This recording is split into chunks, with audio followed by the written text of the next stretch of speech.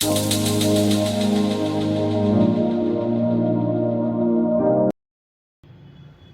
Students, कैसे हैं? आपका एक बार फिर से स्वागत है।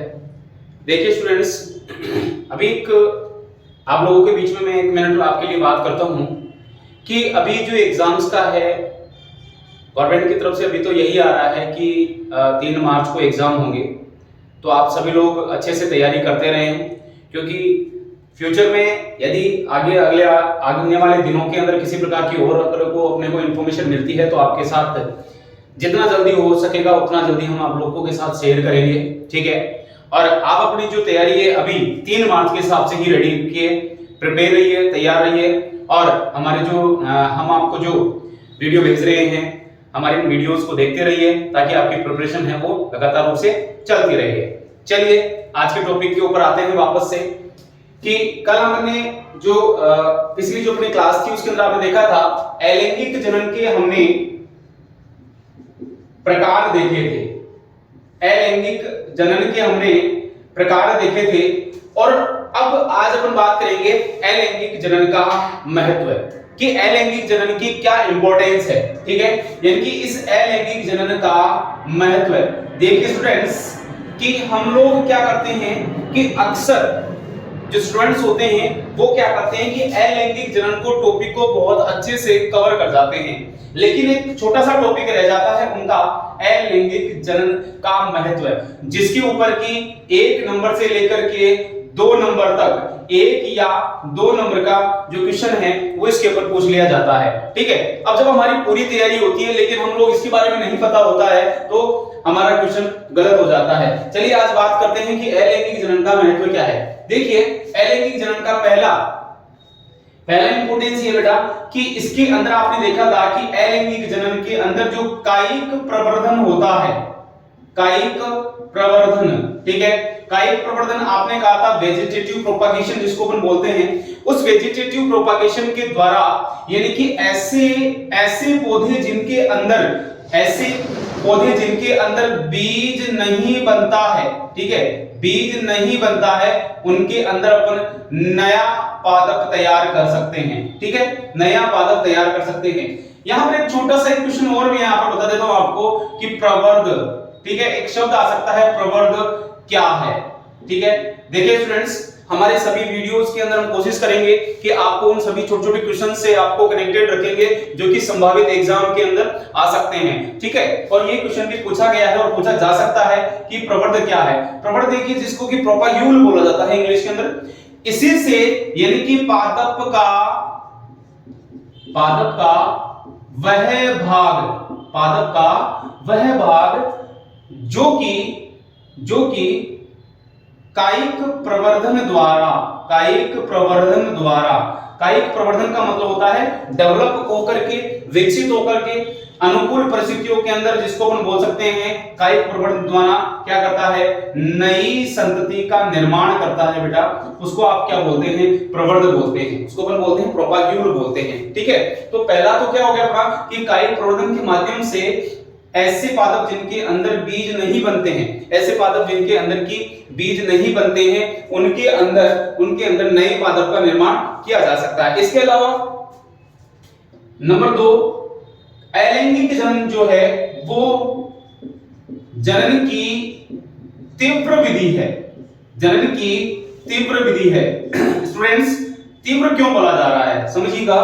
तीव्र का मतलब होता है यानी कि फास्ट रूप से, तेजी से। आप देखिए यदि अपन लैंगिक जनन का उत्पाद होता है बीज, ठीक है, लैंगिक जनन का उत्पाद होता है बीज।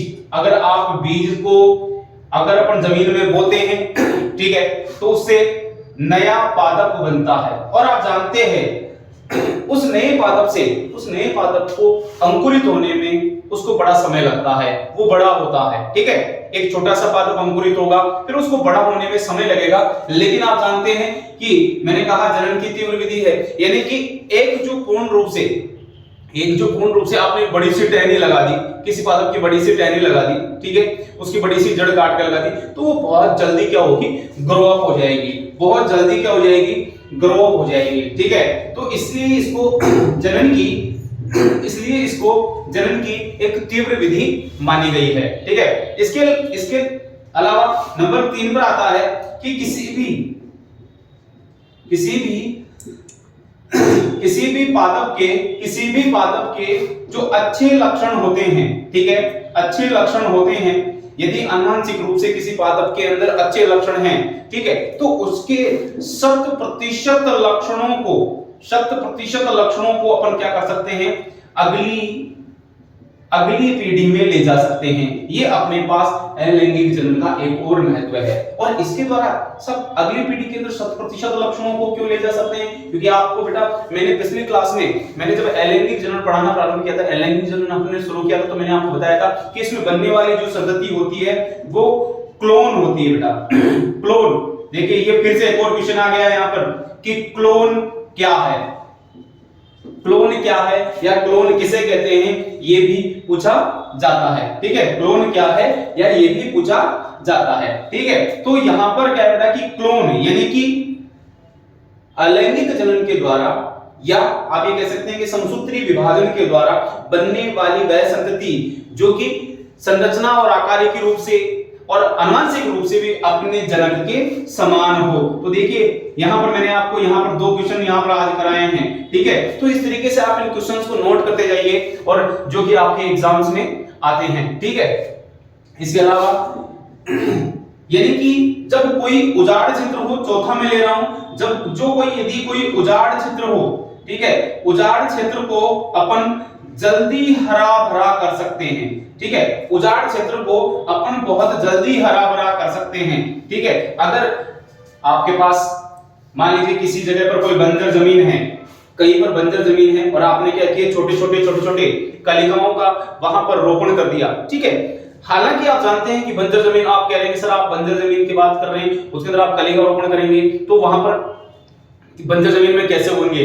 देखिए स्टूडेंट्स, मैं आपको बताता हूं, यदि किसी बंजर जमीन के अंदर आप बीज रोपण करते हैं तो उस बीज को अंकुरित होने के लिए वहां पर विभिन्न पोषक पदार्थों की आवश्यकता होती है। ठीक है, और बीजों से नहीं, हालांकि आप बीज बोएंगे तो हो सकता है कि आपकी जो परसेंटेज है वो 4-5% तक ही वहां पर आपको प्लांट प्राप्त हो, लेकिन यदि अपन कायिक प्रवर्धन यानी कि अर्थात अलैंगिक जनन के द्वारा करेंगे तो शायद इसकी जो प्रतिशतता है, ठीक है, यानी कि पादपों की जो प्रतिशतता है वो कई मात्रा के अंदर या बढ़ सकती हैं। ठीक है, ज्यादा हमको प्लांट्स मिल सकते हैं, क्योंकि कायिक प्रवर्धन के द्वारा आपने छोटी छोटी टहनियां लगा दी है, जड़ें लगा दी हैं आपने, तो उससे क्या है कि जो उजाड़ क्षेत्र है उसको अपन छोटे आपने जड़ें लगा दी, चारों तरफ लगा दिया, तनों के टुकड़े लगा दिए, तो उससे शाखाओं के टुकड़े लगा दिए, तो कायिक प्रवर्धन से यानी कि अलैंगिक जनन से उस क्षेत्र को आपने क्या कर दिया, बहुत जल्दी से आपने उसको हरा भरा कर दिया है। ठीक है, इसके अलावा एक और आता है कि अपन इससे जल्दी फल व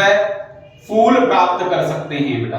ठीक है, जल्दी फल और फूल प्राप्त किए जा सकते हैं। ठीक है, यानी कि कायिक प्रवर्धन के द्वारा जब पौधा बहुत जल्दी ग्रो अप होगा, पौधा जब जल्दी ग्रो अप होगा, ठीक है, तो ग्रो अप जब होगा तो उसके अंदर फूल जल्दी आएंगे, पुष्प जल्दी आएंगे, और जब पुष्प जल्दी आएंगे तो उसके अंदर खासतौर से फल भी जल्दी आएंगे। ठीक है, जब पुष्प जल्दी आएंगे तो उसके अंदर फल भी जल्दी आएंगे, अर्थात आप उत्पाद प्राप्त करने की एक तीव्रतम विधियों के अंदर, यानी कि हमारा जो एग्रीकल्चर डिपार्टमेंट है, ठीक है, एग्रीकल्चर जो अपना भाग है, एग्रीकल्चर के अंदर कायिक प्रवर्धन का इंपॉर्टेंस थोड़ी ज्यादा आती है। इसके अलावा आप जानते हैं, मैंने बताया जनन की एक तीव्र विधि है, अर्थात अगर इसको जनन की तीव्र विधि के साथ साथ आप दूसरा भी ले सकते हैं, यानी कि लैंगिक जनन की तुलना में, ठीक है, लैंगिक जनन की तुलना में अगर लैंगिक जनन के साथ इसकी तुलना करते हैं तो अलैंगिक जनन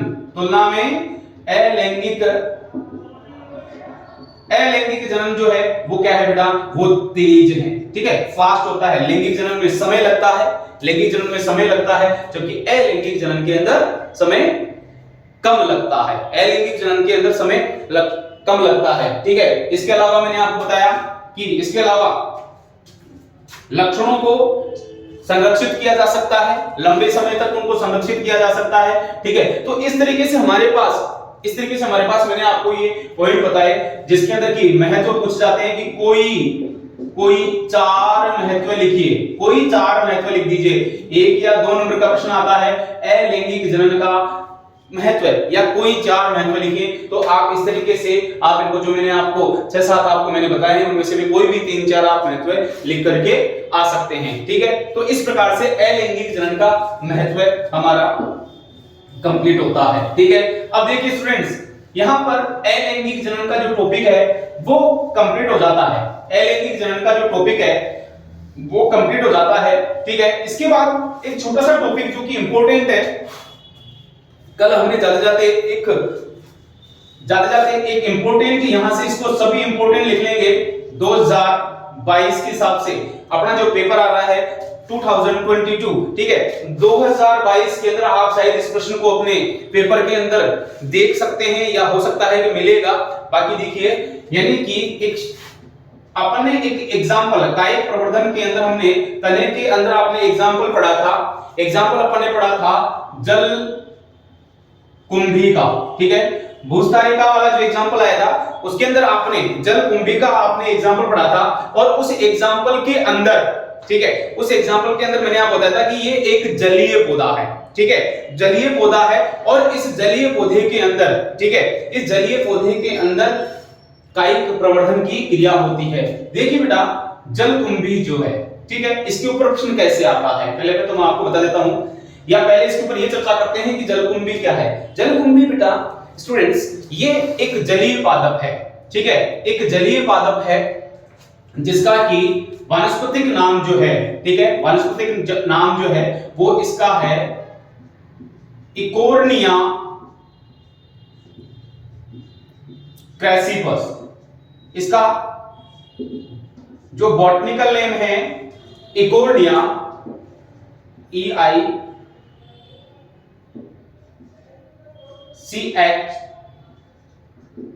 इकोर्निया, NIA, इकोर्निया,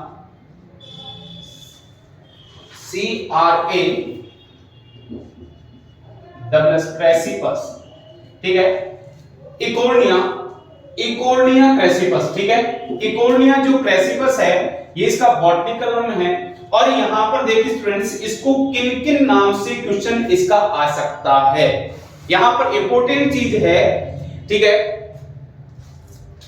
कौन कौन से नाम से इसका क्वेश्चन आ सकता है, ये हमारे लिए ज्यादा इंपॉर्टेंट है। सबसे पहले इसका क्वेश्चन बनता है बंगाल का आतंक। ठीक है, बंगाल का आतंक। दूसरा क्वेश्चन इसके ऊपर बन सकता है वाटर हाइसिंथ। ठीक है, क्वेश्चन तीसरा क्वेश्चन बन सकता है इसे जलाशयों की महाविपत्ति। ठीक है, जलाशयों की महाविपत्ति। ठीक है, इन सभी के नाम से यहां पर क्वेश्चन आता है। इन सभी के नाम से यहां पर, चाहे बंगाल का आतंक कह दीजिए, वाटर हाइसिंथ कह दीजिए, जलाशयों की महाविपत्ति कह दीजिए, इन सभी के नाम से प्रश्न आ सकता है। स्टूडेंट ध्यान रखना, ठीक है, तीनों का मीनिंग अर्थ एक ही है। यानी कि अब देखिए इसको क्वेश्चन कैसा आता है कि बंगाल का आतंक क्यों कहते हैं, ठीक है, जलकुंभी को वाटर हाइसिंथ क्यों कहते हैं, जलकुंभी को जलाशयों की महाविपत्ति क्यों कहते हैं। तो इसका कारण देखिए स्टूडेंट्स, यानी कि जलकुंभी को शुरुआत में, यानी कि आरंभ में बंगाल के, ठीक है, बंगाल के जलाशयों के अंदर इसको क्या किया था स्टूडेंट्स, कि जलाशयों में इसके सुंदर फूलों के कारण, सुंदर पुष्पों के कारण, सुंदर फूलों के कारण, इसके सुंदर पुष्पों के कारण, या कह सकते हैं आप सजावटी पुष्पों के कारण इसको बंगाल के जितने भी जो जलाशय थे, ठीक है, या कुछ जलाशयों के अंदर लाकर के इसको लगाया गया। और उसका मुख्य उद्देश्य वहां पर था स्टूडेंट्स पर्यटन, टूरिज्म। ठीक है, यानी कि इसको टूरिज्म को बढ़ाया जाए, ठीक है। यानी कि शुरू में क्या किया गया, जो जलकुंभी था उसको लाकर के इसके सुंदर फूलों के कारण इसको जलाशयों के अंदर लाकर के इसको क्या किया गया, लगा दिया गया। लेकिन लगा तो दिया, लेकिन उनको पता नहीं था कि आज हम जो काम कर रहे हैं वो अगले कुछ दिनों में या कुछ सालों के अंदर हमारे लिए जीव का जंजाल बढ़ जाएगा। ठीक है, जीव का जंजाल कैसे बढ़ जाएगा? देखिए बेटा कि शुरू में क्या हुआ कि बहुत अरे साहब पुष्प उग गए बहुत सुंदर सुंदर, ठीक है, और आप जानते हो जब उनको पुष्प दिख जाते हैं तो वैसे राजी हो जाते हैं, wow very good very beautiful flower, ठीक है, अपन कह देते हैं। ठीक है, तो यहाँ पर वहां पर भी ऐसा ही हुआ। सुंदर में शुरू में तो वो सारी चीजें बहुत अच्छी बढ़िया बढ़िया लग रही थी, ठीक है, लेकिन बाद में ये देखा कि वहां पर जितने भी जो जलाशय थे, इन जलाशयों के अंदर बेचारे जितने भी जो जलीय जीव थे, ठीक है, मछलियां, जलीय केकड़ा, ठीक है, और अन्य जो जलीय जीव जंतु थे वो धीरे धीरे मरने लगे। ठीक है, वो धीरे धीरे मरने लगे। अब जी का जंजाल यहां से चालू हो गया, यहां से कलेश चालू हो गया साहब। कैसे हुआ? क्या हुआ बेटा कि यहां पर जो जलाशयों में जो जलीय जीव थे वो मरने लगे, तो देखा गया कि साहब जो जल के अंदर जो O2 की जो मात्रा होती है, ठीक है, जल के अंदर जो O2 की जो मात्रा है वो तो कौन ग्रहण कर रही है? जलकुंभी ग्रहण कर रही है, जलकुंभी ग्रहण कर रही है, ठीक है, और इस तरीके से उन जलीय जीव जंतुओं की इस O2 की कमी के कारण, इस ऑक्सीजन की कमी के कारण उन जीवों की बेचारों की क्या होने लगी? मृत्यु होने लगी। और इस तरीके से यह कौन जो जलकुंभी है वो सबके लिए अर्थात उन जलीय जीव जंतुओं के लिए इसको ये एक जलीय अपतरण बन गया। अपतरण का मतलब मान लीजिए आप दूसरी भाषा में कहें दूसरा अभिशाप बन गया, यानी कि एक जलीय अपतरण बन गया। और देखिए विडंबना देखिए कि इसको जब पता लगा तो इसको क्या किया गया? हटाने का प्रयास किया गया। लेकिन आप जानते हैं कि जब इसके अंदर कायिक प्रवर्धन होता है तो जिस गति से इसको हटाया जा रहा है, ठीक है, ये उतना ही बढ़ भी रहा है। क्यों? क्योंकि कहीं पर भी इसका छोटा सा हिस्सा रह गया तो वापस से फैल जाता है। तो स्टूडेंट्स यहां से आपने एक आज इंपॉर्टेंट क्वेश्चन यहां पर आपने किया है, वेरी वेरी इंपॉर्टेंट है ये, ध्यान रखना इसको, वेरी वेरी इंपॉर्टेंट में डाल देना। ये क्वेश्चन आ सकता है बोर्ड एग्जाम के अंदर, ये क्वेश्चन आ सकता है, ठीक है, कि जलकुंभी जो है वो जलकुंभी जो है उसको बंगाल का आतंक क्यों कहते हैं, वाटर हाइसिंथ क्यों कहते हैं, या जलाशयों की महाविपत्ति क्यों कहते हैं, ठीक है, क्योंकि इसकी क्या हुआ बेटा, मैंने आपको बताया कि जो जलीय पानी के अंदर जो O2 की जो गुणित मात्रा थी उसको क्या कर लिया जलकुंभी ने ग्रहण कर लिया, जिससे कि जीव जंतुओं की क्या होने लगी? मृत्यु होने लगी। और इसी के साथ साथ इसको एक जलीय अपतरण के रूप में पहचाना जाने लगा। ठीक है, तो यहां से ये यहां पर टॉपिक कंप्लीट होता है। ठीक है, थैंक यू।